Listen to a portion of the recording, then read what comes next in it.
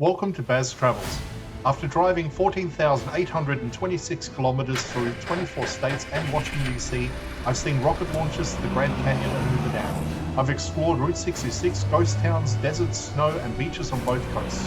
From Vegas casinos to Alcatraz, the White House to Hollywood. Join me for a journey of the ordinary and the extraordinary. Loading destination. Simulation starting in 3, 2, 1. Just don't go off the carpet. To look around, move your phone or tablet. Click and drag if on a computer or move your head if using a VR headset. Please like and subscribe. We're stepping into Lincoln Home National Historic Site, and while the tours here are completely free, you still need to book a time ticket through the Visitor Center first, because access is controlled to keep the experience structured and manageable as groups move through the preserved neighborhood.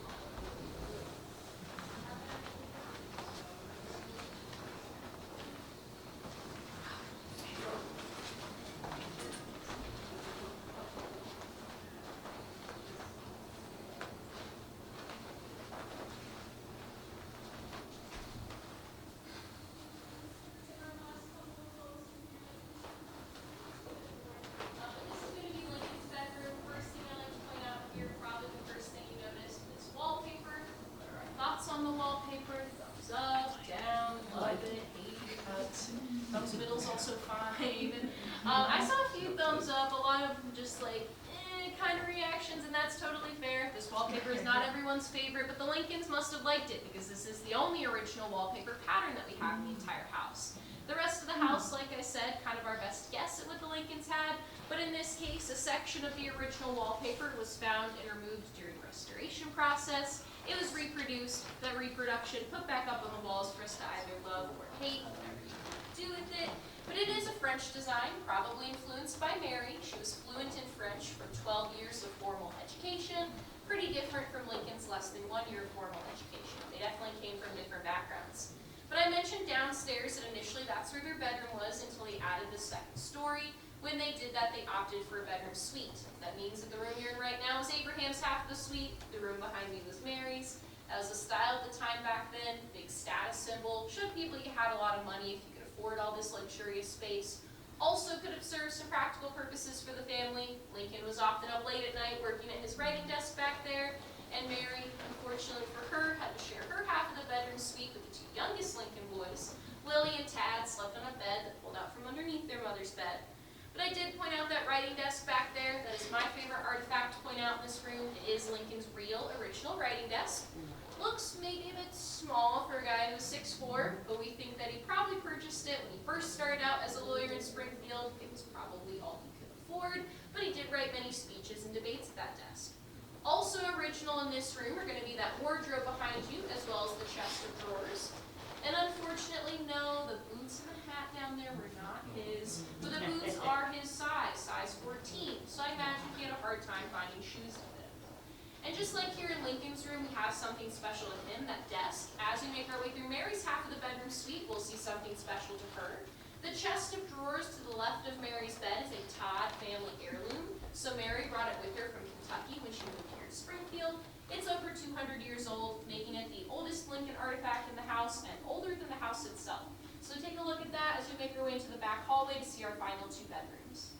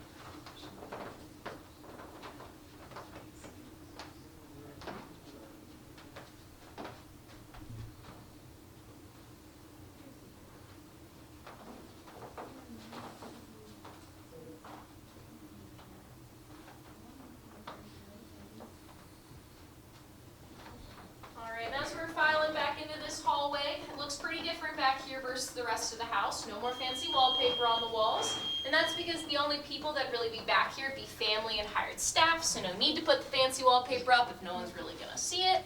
But this first room that you passed, the one on my right, is going to be the boys' room. Initially would have been Robert, the oldest, until he went off to college. And then, as younger siblings do, Willie and Tad made their way across the hall, took over their older brother's room, which is why we see kids' toys in there now. We can see different examples of stuff the boys played with, things that should look familiar to us, like blocks, army men, checkers, marbles. Some of the marbles in there, some of the clay ones, were found in an archaeological excavation of the backyard and are thought to be the Lincoln boys. Not sure how those marbles got stuck outside, but I think it goes to show kids have always left their stuff all over the place, so not too much has changed historically.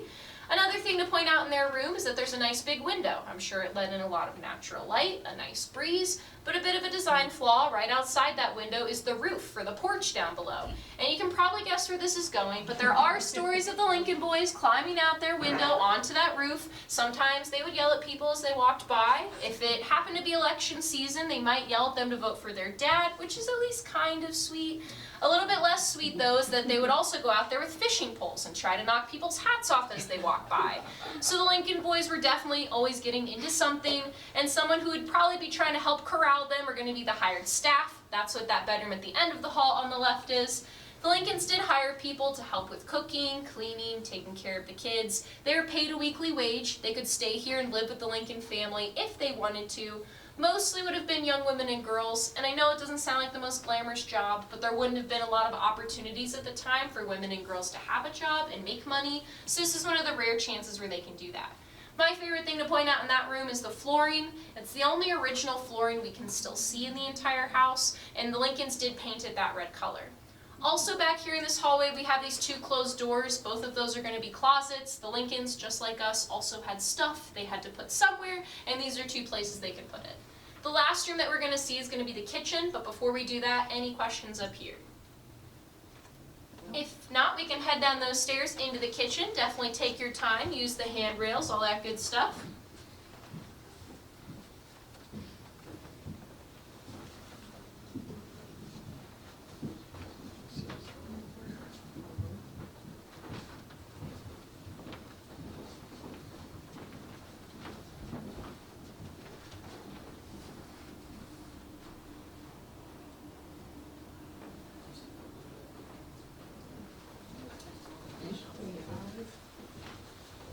Plus when I was a kid. So, like, 8th grade. We never came when we came down here for vacation. I like it.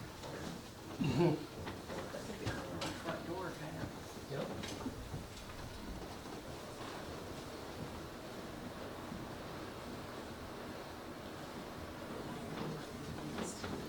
To do hers. I mean, think of all, this is through, you know?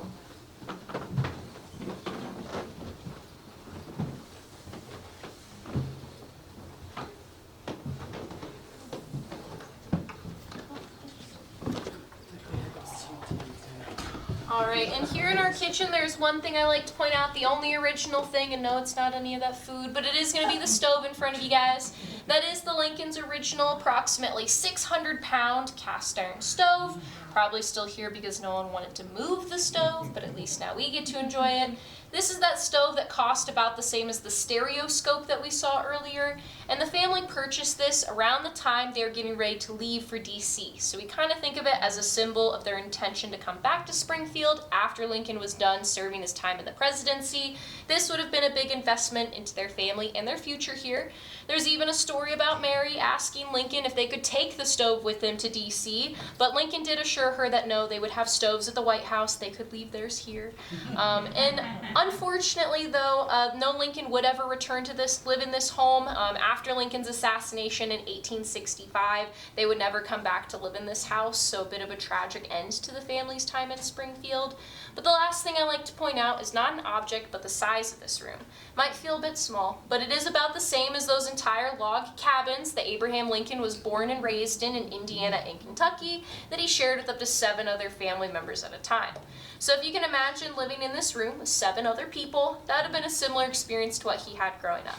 And I think that's a good comparison for us. We can kind of see where he started in his life, where he worked his way up to, not only to owning this big, beautiful house, but also going all the way to the White House and becoming president. We usually learn a lot about Lincoln the legend, icon, all the great things he accomplished, but hopefully throughout the tour you learned just a little bit more about Lincoln the person, father, husband, animal lover, and wrestler, who was really not so different from us. But do we have any final questions before we conclude our tour? Yeah. So after Lincoln died, where did Mary Todd live? Yeah, so she stayed in the White House actually for a little bit, and then made her way to Chicago. That's where Robert, the oldest son, was living at the time. And then she just kind of moved around a lot after that. She spent some time in Germany, came back to the United States, spent some time in Florida, went back to Europe, spent some time in France, and then eventually did make her way back to Springfield at the very end of her life. Not to live in this house, but to live with her older sister Elizabeth, who lived in a house that was kind of where the new state capitol building is now. And so that's actually where she lived out the remainder of her time until she passed. She was in her 60s though, so she did live a pretty long life for back then standards. Any other questions? I have a question. Yeah. What is on the top shelf on the very far left? So yeah, all that stuff on that top shelf are different examples of like oil lamps from the time period. None of those are original, and actually we don't even know that the Lincolns, or we don't think that the Lincolns really used that many oil lamps. From their purchasing records, it looks like they much preferred candles, which is a lot cheaper. But those are just kind of different examples of the different types of oil lamps that were available back then. Okay. Thank you. Awesome. So Robert owned the house. Mm-hmm. What did they ever do with it? So the Lincoln family, when they left for DC, they rented out the house to another family, and they continued to do that until 1887. That was when Robert decided to sell the house to the state of Illinois for $1 on two conditions, one being that it was always well maintained, and the second being that it was always free for people to visit, which is why the tickets are still free. And then eventually in 1972 it became a national park. So it was lived in by a few other families, but the Lincolns, Robert was always the one who owned it. Cool. Well, that is going to be the end of our tour then. Thanks for joining me, guys. Someone just has to open up that door right there. It'll take you into the backyard. Just watch your step as you exit. There is a step down.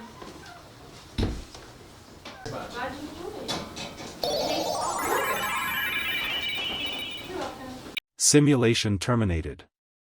Please comment, like and subscribe.